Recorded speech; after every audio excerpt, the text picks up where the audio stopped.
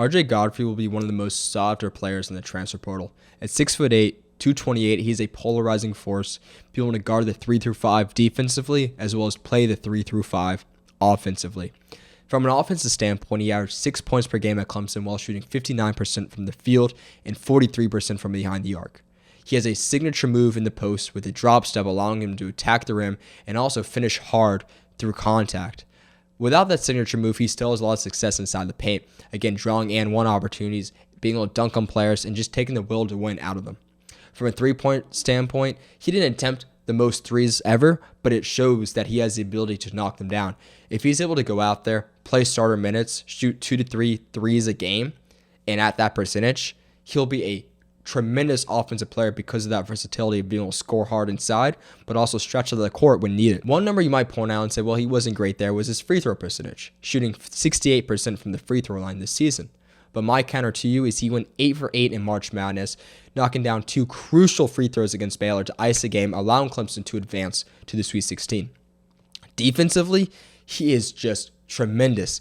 Playing the 3 through 5 allows you to put any type of lineup out there because you know it can be a small ball lineup, having him guard the center like he did against players like Ballo, Yves Missy, DJ Burns, and having success against all 3 of those guys, or having him play a forward, a power forward, or a small forward, and maybe playing a taller lineup. He also has a very high motor, which is very visible on both sides of the ball, as well in loose ball situations. He reminds me of Dennis Rodman because the ball is within 80 feet of him. He's running down, he's getting it, he's getting the rebound, he's diving on the ground, calling the timeout, retaining position, and allowing his team to have all the opportunities to go out there and win. Since entering the portal, Godfrey has heard from a numerous amount of teams, but there are 3 teams where I think he'll fit the best in and has a really high chance of going to.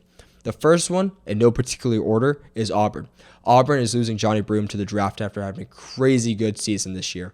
With that forward position being vacant, he could fill in that position, but will provide a lot of versatility, which is something that Bruce Pearl likes, having to be able to mobilize wherever he wants in the court and really help RJ grow as a player. The second place is Georgia. Georgia's on the come up. RJ Godfrey is from Georgia. Mike White has done an awesome job as transforming this program and actually showing promise at UGA for the first time in who knows how many years. On top of that, Coach Dean is there, and Coach Dean was actually the assistant coach at Clemson University when RJ was being recruited out of his recruiting class. And then Antonio Dean went to Georgia to be the lead assistant at UGA. Having Coach Dean there might entice him to want to go there and be the quote-unquote hometown hero going back to UGA, going back to Georgia, and helping that program reach new heights. And the last team I could see him going to is a reunion with Clemson.